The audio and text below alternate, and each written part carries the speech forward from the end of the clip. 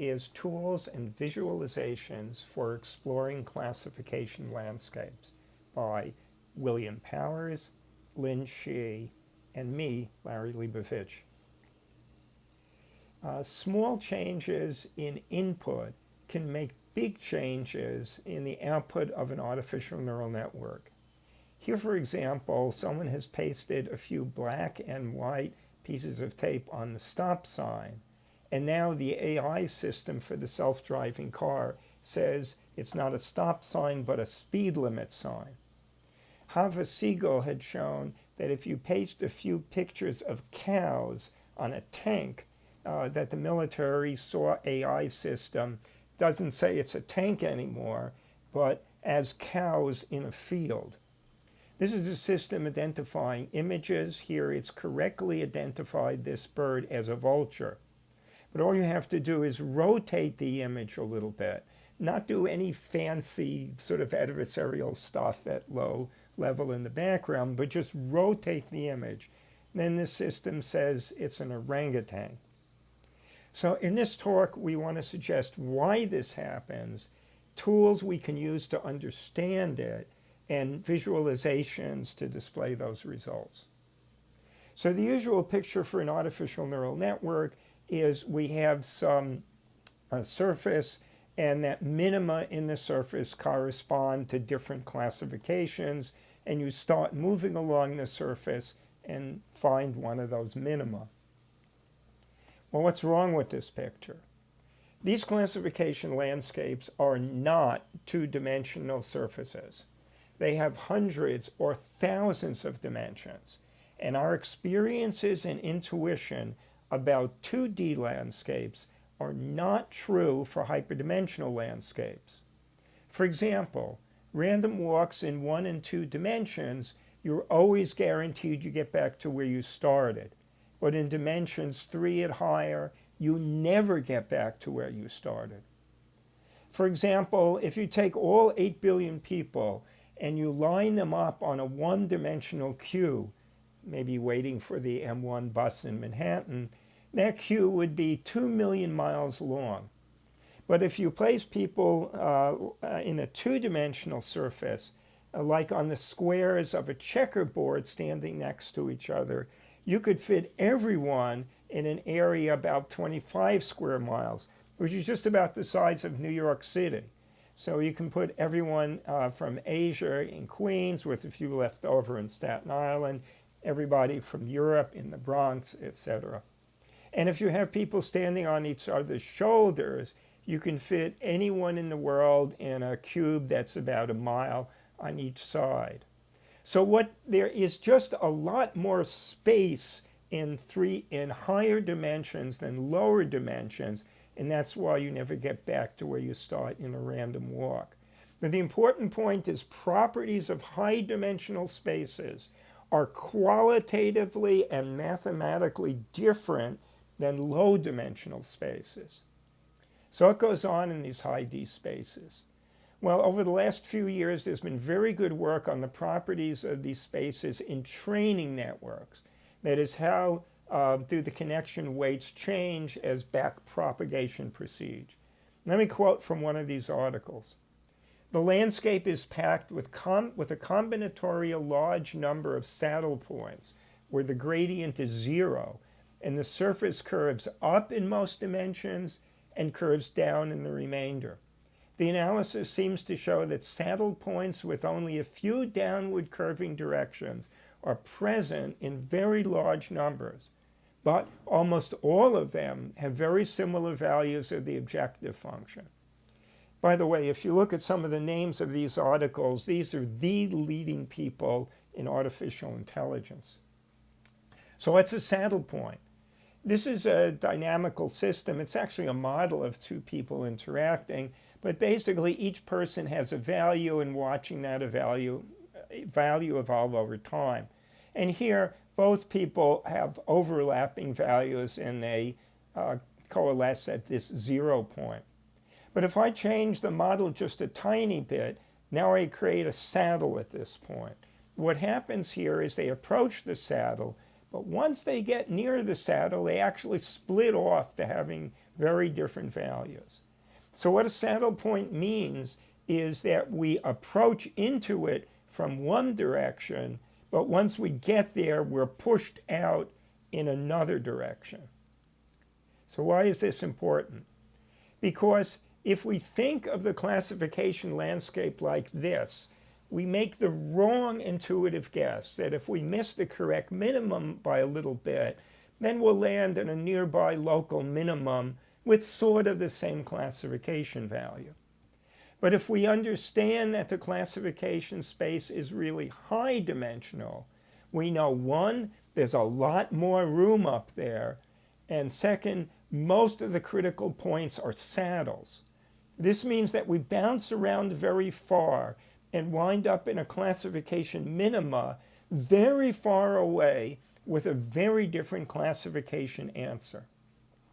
So our strategy here is we're studying classification landscapes of a train network, not the loss landscape during backprop, not the loss landscape averaged over all the correct classifications. And we're asking, do small continuous changes in the inputs lead to small continuous changes in the output classifications? We do this by constructing nearby inputs by interpolation and looking to see if there are smooth or abrupt changes in the classification. We are not able to directly observe the hyperdimensional structure. So we're looking at small, local, neighborhood changes in 1- and 2-dimensional slices through the hyperdimensional landscape. And we're going to present these with some novel visualizations. The images we're using are from the MNIST fashion data set. The network we're using to analyze it has 785 input nodes, 128 nodes in one hidden layer, and 10 output nodes, each of which is the probability that the correct answer is that class. The numerical data is from the famous IRIS data set from Fisher in 1936 and 2 other similar data sets. The neural network is 4 nodes in the input layer, 16 nodes in one hidden layer, and 3 output nodes. Again, determining the probability of each class. So here are the images. So for the NIST data, we start here with an ankle boot, and we morph it slowly into a coat. So the system first detects it pretty accurately as an ankle boot. When we're finished, it's pretty accurately as a coat. But look what happens kind of here in the middle. Now it's not only a coat or an ankle boot, but it could be detected as a pullover, a shirt, or a bag. So there are unexpected mid-series changes in the classification. The 2D slices we do by going here from an ankle boot to a coat, but each of these is then morphed to a third picture, which in this case is a sandal. And we can display going through that diagram I just showed you through the 2-dimensional space. So we start off at the green in the ankle boot, we wound up here at the blue in the coat, and each time we're morphing the images through to the sandal, so that's why the sandal keeps popping up here. Now it is a little bit troubling that there are a lot of these spikes, that funny things happen, when we change the classification a little bit, but still it's approximately a smooth transition. But it's not always like that. When we do different examples, sometimes the transitions look a lot more confused as to what's going on. Here are the 3-dimensional representations. So the z-axis is the probability that we have a shirt, bag, or pullover. And you can see some of these transitions are sharp. This one is a nice smooth one. It looks rough just because of the slices that we're taking. Sometimes, though, we're getting odd little peaks in places, which would be indicative that we could be getting into trouble. This shows the analysis of the IRIS data set. So this shows 2 of the IRIS features, and each one of these is in a different class. And what we're going to do is do 2-dimensional linear interpolation to create values that are in between those. And we're going to do the same thing for the other 2 features also. Then what we've done is we used a neural network to code what the class is. Here, what we see is a nice, well-defined transition from one class to another. That is, we don't see a red dot in the middle of the black dots or a pink dot in the middle of the red dots. And we found pretty similar results for the Hawks data set and the seeds data set. Again, we have sort of nice, well-defined transitions. Another way to present this data are in ternary plots. These are used a lot for alloys where we have 3 different metals.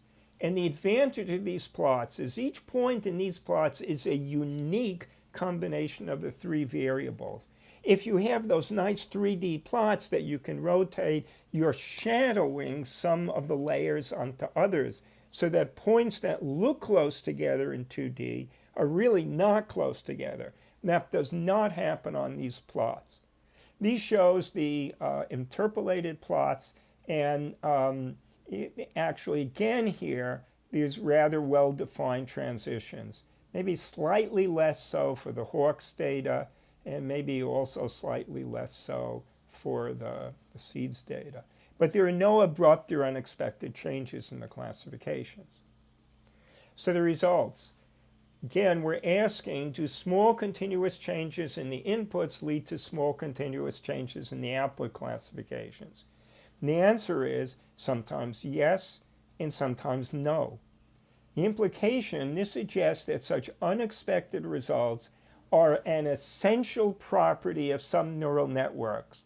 They don't happen because you've done some screwy thing with the data or if you manipulated something. The ability of neural networks to produce a good classification contains with it the ability to also produce a really screwy classification. And this means we may need to explore other computational structures for AI to see if they are less likely to produce such dangerously wrong classifications. If you want to get in touch with us, I've here given Will Powers and Lin Shi and my email address and also my website. Thank you very much.